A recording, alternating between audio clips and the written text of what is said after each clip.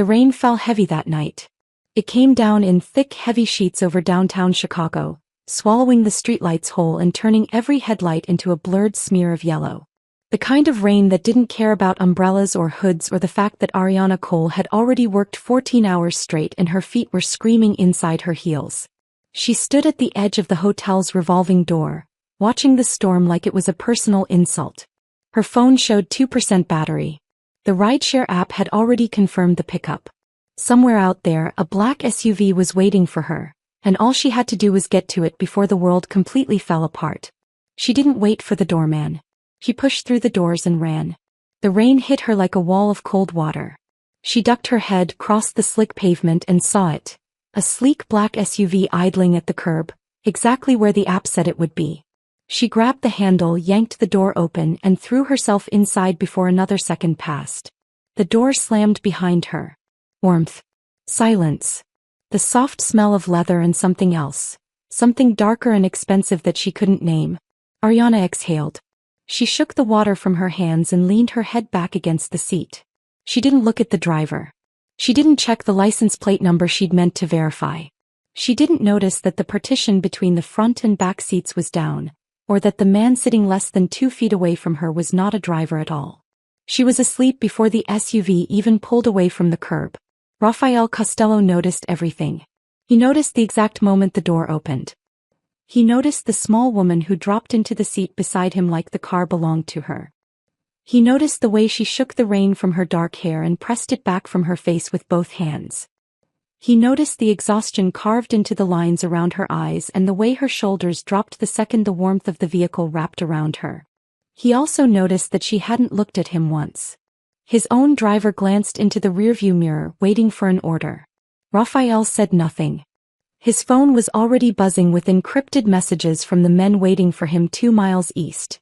A meeting with the Degrave Syndicate's couriers that could not be rescheduled and could not be late. And yet, he looked at the woman sleeping against his shoulder. She hadn't even checked to see who he was. She had simply decided she was safe and closed her eyes. In Rafael Costello's world, no one made that decision around him. People watched him from across rooms. They chose their words carefully in his presence. Grown men went quiet when he walked into a space. Women who knew his name kept their distance. This woman didn't know his name. She was sleeping. He told his driver, quietly so he wouldn't wake her, to keep driving. The meeting would wait. For reasons Rafael could not explain and did not try to, he needed another few minutes to understand what in the world was happening inside this car. She woke up almost an hour later. The SUV was still moving. The rain outside had softened to a mist. The city lights had changed. They were somewhere she didn't recognize, somewhere quieter with wider streets and fewer people. Ariana sat up fast. She looked at the window. Then at the door. Then at her phone, which was completely dead. Then finally she turned and looked at the man sitting beside her. He was watching her already. Dark eyes. Sharp jaw. A stillness about him that felt less like patience and more like a predator who had already decided there was no rush. He wore a charcoal suit that had never seen a wrinkle. His hands rested in his lap, relaxed. He was not reaching for anything. He was simply looking at her the way people look at something they've been studying for a while. Any reasonable person would have gone quiet. Ariana opened her mouth. "Who are you?" Rafael blinked. Just once. "Who are you?" she asked again. "And why are you in my rideshare?" "This isn't your rideshare." The words landed flat and even, no anger behind them, no threat. Which somehow made them worse. Ariana looked at the door. Then at the partition. Then back at him. "I got into the wrong car." "Yes. You watched me get in." "I did. And you didn't say anything." He considered this for a moment, the way someone considers a question that has an answer they haven't decided to share yet. "No. I didn't." Ariana stared at him. Most people in this situation, trapped in a vehicle with a stranger who hadn't corrected their mistake, would have gone into full panic. She could feel the edges of panic somewhere far back behind her eyes. But in front of it was something sharper. Something that didn't appreciate being made a fool of, even accidentally. "Why were you parked outside that hotel?" "Business." "What kind of business?" "The kind that doesn't get discussed with strangers." She looked him over once. The rings on 2 of his fingers. Simple, heavy gold. The driver who hadn't said a single word. The way the city outside seemed to part around this car like it already knew to move. Tell me your name, she said. Pause. Then, barely just at the edges of his mouth, something that wasn't quite a smile. Raphael. She held his gaze for a moment longer than was smart. Then she turned to the window and said calmly, I need to go home, Raphael. He told the driver to take her home. He walked her to the door of her building himself, stepping out into the mist without any visible concern for the weather or the late hour or anything at all. He stopped at the bottom of the steps and looked up at her. Next time, he said, check whose car you're getting into. Ariana looked back at him from the top step. Next time, correct the stranger before she falls asleep. She went inside. And for the first time in longer than Raphael could remember, he stood on a sidewalk not knowing exactly what to do next. 3 days later, the black SUV was parked outside her office building. Ariana stopped on the sidewalk and stared at it. She had convinced herself in the days between that the whole thing had been a fluke. A strange, unsettling night that belonged to the category of stories she'd tell someday but never repeat. She had not expected a follow-up. The door opened. Raphael stepped out looking exactly as he had 3 nights ago, like time didn't touch him the way it touched everyone else. You investigated me, she said before he could speak. He didn't deny it. I know where you work. I know you support your younger brother. I know your mother was sick for 2 years and that you turned down a promotion to be closer to her. He said it the way someone reads a list. Not cruelly but precisely, which was somehow worse. I know you're talented at what you do and that your current employer pays you about 60% of what you're worth. The air between them went still. That's a significant invasion of my privacy. Yes. I should call the police. You should, he agreed. You won't. He hated that he was right. She crossed her arms. What do you want? To offer you a job. He held out a card. Just a name, a number, nothing else. I manage a number of private events and VIP operations. High-end, high-security, complex logistics. You're qualified. The salary would change your life. She didn't take the card. What kind of organization?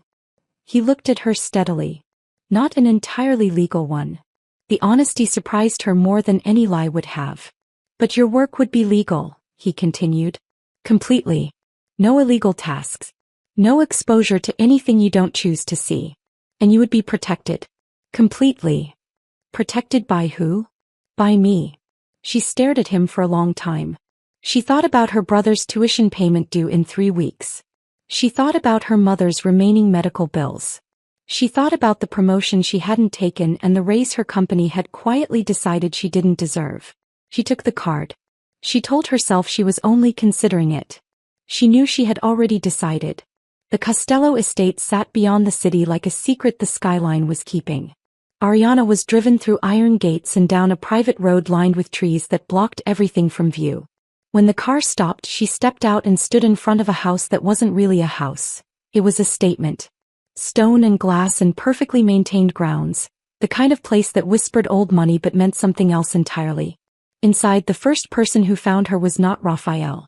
It was a small woman in her 60s with sharp dark eyes and silver hair pulled back with the kind of confidence usually reserved for people who have outlasted everyone who ever doubted them.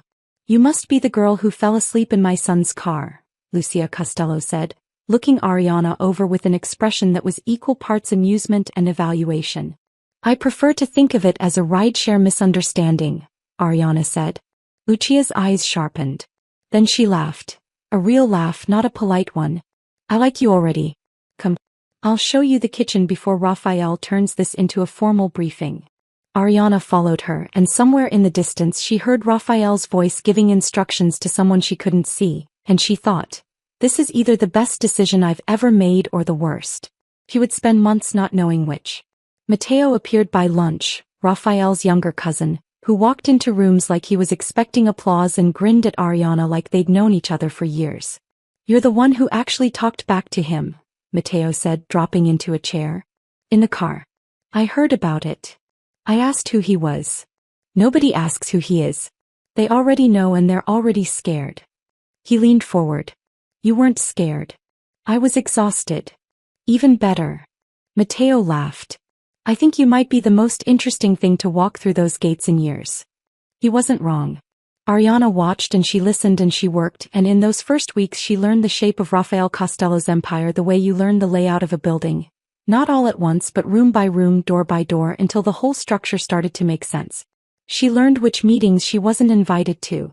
She learned which names made the household staff go quiet. She learned the locations of things she was told never to ask about. And she learned, slowly and without meaning to, the pieces of Rafael that didn't match the reputation. She found the receipts one evening, not hidden exactly, just filed among other documents in a cabinet she needed access to for an upcoming event. Hospital invoices for 3 different employees' family members. All paid in full. All marked with a handwritten note that said anonymous donor in Rafael's handwriting. She found the name of a women's shelter on a recurring transfer she stumbled across while reviewing financial records. The donation was substantial. Monthly. Had been going for years. She put the papers back exactly where she found them. She told herself it didn't change anything. But it did. The night of the gala changed everything. Ariana had organized it herself. A private event in a hotel ballroom on the 42nd floor, 120 guests, flawless in every detail. She stood at the edge of the room watching it unfold and felt the quiet pride of something built exactly right. She didn't notice the men near the service entrance. Nobody did until it was too late. The first sound was wrong. Not a crash, not a shout, just a sharp, flat noise that didn't belong in a room full of quiet music and crystal glasses. Then the chaos arrived all at once, and the room stopped being a gala and started being something else entirely. Rafael was at her side before she understood what was happening. His hand found her arm and he pulled her. Not dragged, but moved her with the kind of force that had no room for argument. Through a door at the back of the room she hadn't known was there. Down a corridor. Downstairs she hadn't known existed. Through tunnels beneath the hotel that smelled like stone and old air. He didn't let go of her arm the entire time. He gave commands as they moved, short, sharp, quiet. And men appeared from places she hadn't seen them standing, which meant they had been there all along, which meant this world was layered in ways she was only beginning to understand. When they finally stopped, in a room somewhere below the city, Ariana's heart was pounding so hard she could feel it in her teeth. She turned to look at Rafael. She had seen him composed. Unreadable. She had seen him warm once or twice, in the specific way that warmth appears in people who have spent years suppressing it. She had not seen this. He was giving orders with a coldness that had no bottom to it. His eyes had gone to a place that was pure function. No emotion, no hesitation, just calculation and command. He moved like someone who had rehearsed crisis so many times it had become a language he was fluent in. The men around him responded like instruments being played. Terrified her. Not because she thought he would hurt her, but because she understood for the first time the full weight of what he was. Not the rumors. Not the stories. Not the whispered name in other people's mouths. The real thing. Later, when it was over and they were back at the estate and the night had gone quiet, Ariana found him standing alone in the study. She walked in without knocking. "How many people," she said, "have lost their lives because of the world you built?" He stood with his back to her for a moment. Then he turned. She expected the wall to go up. The composure. The deflection. The careful distance he kept between himself and questions that could reach him. Instead she saw something flicker in his eyes that she had no word for, something slow and heavy and deeply tired. He didn't answer. But she saw the guilt. And that scared her more than the coldness had. The underworld has its own kind of news cycle, and within 48 hours, every family in Chicago knew the same thing. Rafael Costello had put his body between himself and danger to protect a woman. In this world that was not romantic. That was a target. She became one. Rafael doubled her security the next morning. 2 men outside her office door. 1 on her floor at the estate. A car that followed her everywhere she went, even to the building's small rooftop garden she visited when she needed air. Ariana hated it. She hated the shadow of it, the loss of the simple, ordinary freedom of moving through the world without being watched. She hated that she'd walked into this willingly and was only now feeling the walls. She hated that she had to hate it quietly because every time she brought it up, Rafael looked at her with something that was 3 parts frustration and 1 part something more complicated. "You can't follow me everywhere," she told him one evening, the argument rising before either of them had decided to have it. "I am not a package you're responsible for delivering safely." You were followed twice this week, he said. I have photographs. Then deal with the people following me. Don't put me in a cage. It's not a cage. It feels like one. Feeling like something and being something are different. His jaw tightened. I need you to be safe. You need control, she shot back. There's a difference. The silence that followed was the kind that fills a room completely, not empty but full, pressing against both of them.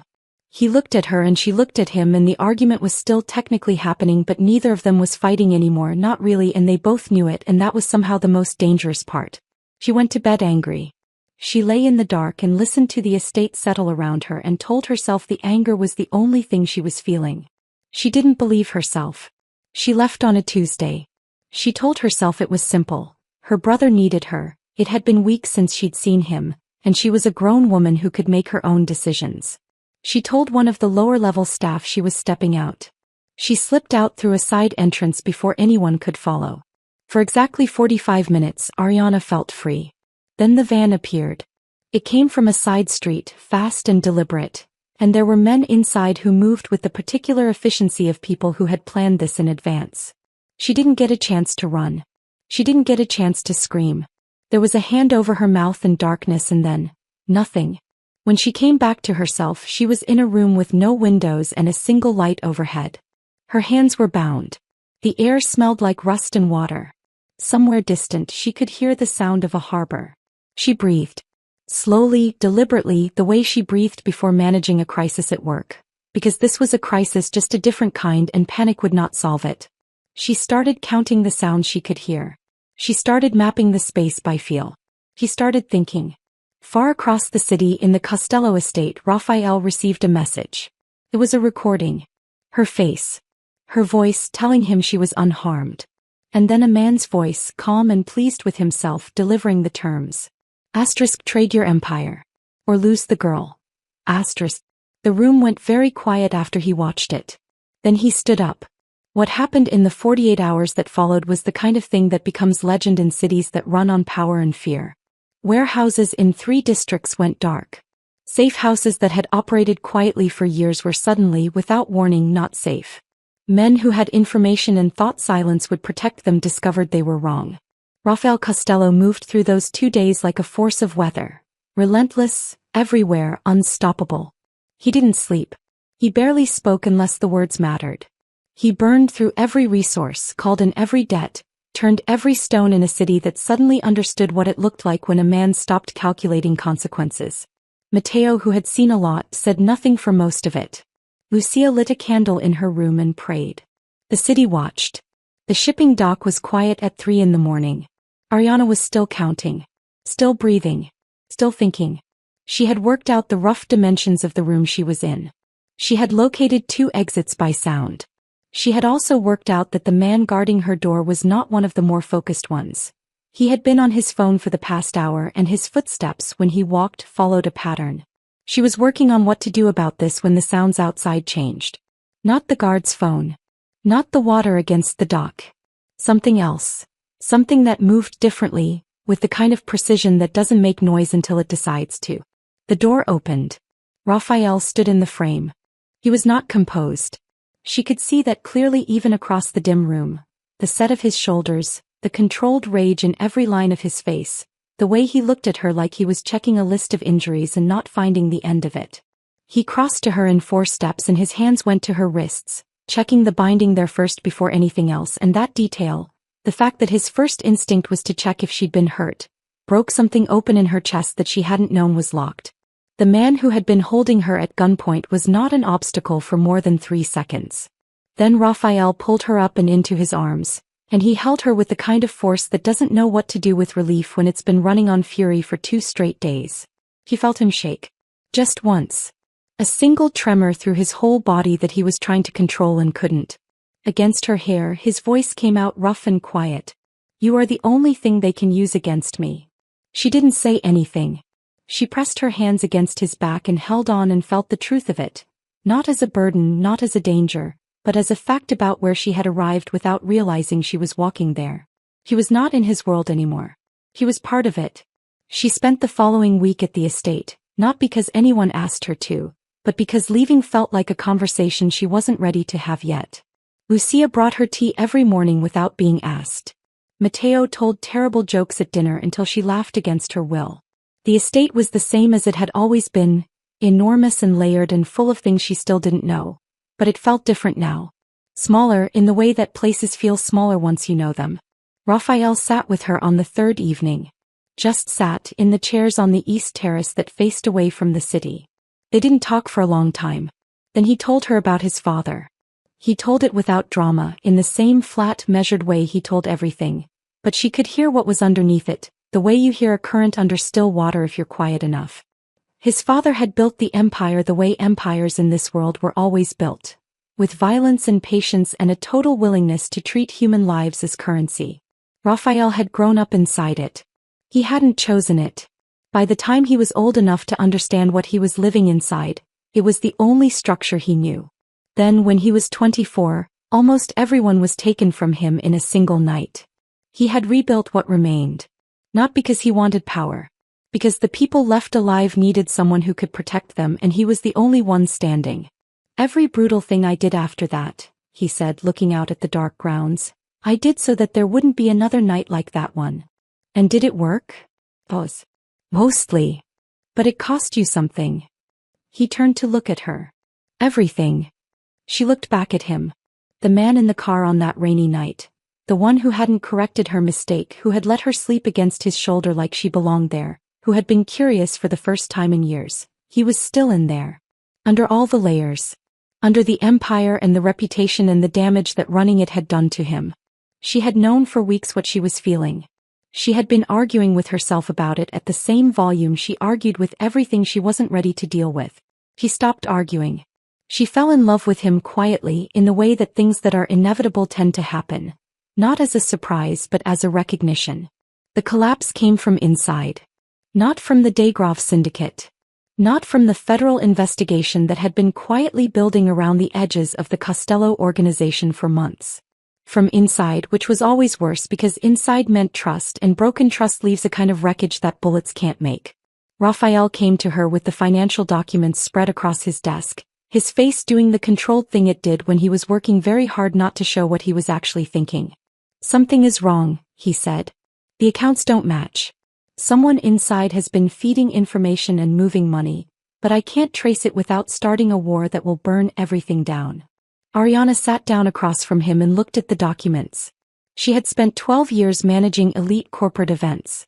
She had sat across the table from CEOs and diplomats and people who treated money as a weapon. She knew what financial manipulation looked like. The signature of it, the small inconsistencies that compounded over time, the way someone careful could hide a trail until the trail got comfortable. Give me 24 hours, she said. He gave her 72 because he trusted her and because somewhere along the way he had learned that her instincts were worth following. She did it in 18. The trail led to a man named Carver, one of Raphael's longest-serving advisors, a man who had been present at every major decision for the past 9 years and had used that access like a key, quietly unlocking everything he needed to build a pipeline straight to the Degrave syndicate. Ariana laid it out on paper. Every transaction. Every timestamp. Every communication she could trace without access to systems she wasn't supposed to know about. She built a case the way she built an event schedule. Detail by detail, nothing left to chance, every piece supporting every other piece until the whole thing was airtight. She handed it to Raphael on a Wednesday morning. He stood across from her and read every page and didn't speak for a long time. When he finally looked up, his expression was something she hadn't seen on him before. Not gratitude, that was too small a word. Not surprise, because some part of him had already known she was capable of this. Something closer to the look a person gets when they realize they have been underestimating someone who had been patient enough to let them. You stopped a war, he said. I reorganized a spreadsheet, she said. His mouth moved. Almost a smile. Almost. You could have walked away from any of this, he said. At any point. You had reasons. I had reasons to stay too. Even knowing what I am. She held his gaze without flinching. I know what you are. I also know who you are. Those are different things. The enemies were still at the gates. The investigation was still circling. The Degrave syndicate had absorbed the exposure of Carver and recalibrated. They were smarter than most, which made them more dangerous than most. Raphael came to her on a Friday night and sat across from her and said the thing she had not expected. "I can dismantle it," he said. "The criminal operations. I've been building the legal side for years. It's large enough now to stand on its own. It would take time. There would be risks. But I could walk away from the other half." She looked at him. "That's everything your family built," she said. "It's everything my father built. I made it survive. That's different." He looked at his hands for a moment. "I'm tired of what it costs. And if you do this, what happens to the people who depend on the organization? The legal side employs most of them already. The ones it doesn't, I'll make sure are taken care of." He paused. "I've been planning this longer than you know." She understood then that this wasn't a decision he'd made in the past few weeks. It was a decision he'd been circling for years, waiting for something, or someone, to tip the balance. "I'm offering you a choice," he said. "Stay and help me build what comes next. Or leave with me, disappear somewhere quiet where none of this follows." She thought of the empire. The weight of it. The power inside those walls. She thought of Lucia and Matteo and the employees who had been quietly protected for years. She thought of what it would mean to stand inside all of that legally as something real. Then she thought of the man in front of her who was willing to burn down everything his name stood for because something had shifted inside him, and she was part of what had shifted it. "I don't care about the empire," she said. "I care about the man willing to destroy it for me." Raphael went very still. For a moment he simply looked at her, like someone seeing the exact thing they had stopped believing existed. Then he breathed. And for the first time in his life, Raphael Costello made a choice that had nothing to do with power. The charity masquerade gala was held on a Friday in late October. Black tie. Candlelit. A gilded room full of Chicago's most powerful people, many of whom had spent the past year watching the Costello situation the way you watch a thunderstorm. From inside, behind glass, hoping it doesn't reach you. They had no idea what the evening actually was. Ariana had planned it, which meant it was perfect. The kind of seamless elegance that made people feel safe. But underneath the champagne and the orchestral music and the masked faces, Raphael had laid a different kind of architecture entirely. The evidence Ariana had built, expanded in the weeks since, verified through channels that required people to call in favors they'd been holding for years, moved quietly from hand to hand during that evening. To the right federal agents. To the specific journalists who could not be bought. To the internal affairs offices of 3 different departments. It arrived in the right hands at the right moment, documented and irrefutable. The Degrave Syndicate's leadership was removed from the evening in handcuffs at 9:30. Carver was taken from his own home at 10. The remaining lieutenants of the organizations that had been circling the Costello empire like wolves scattered before midnight, because the evidence exposed them to and a cornered rat runs always. The party went on. Ariana stood at the edge of the room watching it happen and felt the same quiet pride she'd felt at the very first gala. The feeling of something built exactly right down to every last detail. Raphael found her after. He stood beside her and they looked out at the room together. "No massacre," she said. "You told me there was a better way. I told you there was a smarter way. Same thing with you." She looked up at him. He looked down at her. Around them, the evening moved and sparkled and the world rearranged itself into something new, the way worlds do when a sufficient amount of force is applied in exactly the right place. Months passed. The Costello estate became quieter in the way that places become quieter when the weight they've been carrying is set down. Lucia added a garden to the east side. Matteo enrolled, improbably, in a finance program and called Ariana twice a week to complain about it. Raphael converted the organization. Not overnight, not without difficulty, not without the kind of work that required starting before dawn and finishing after dark, into something that could stand in full light. It took time. It took people willing to make the transition alongside him. It took a level of patience that would have been impossible for the version of Raphael who had existed 12 months ago. That version was not entirely gone. He was still watchful. Still controlled. Still the person who read every room the moment he walked into it and saw the exit before he saw the furniture. But something had changed in his center of gravity. Ariana noticed it in small ways. The way he slept sometimes without waking at 3 a.m. The way he laughed.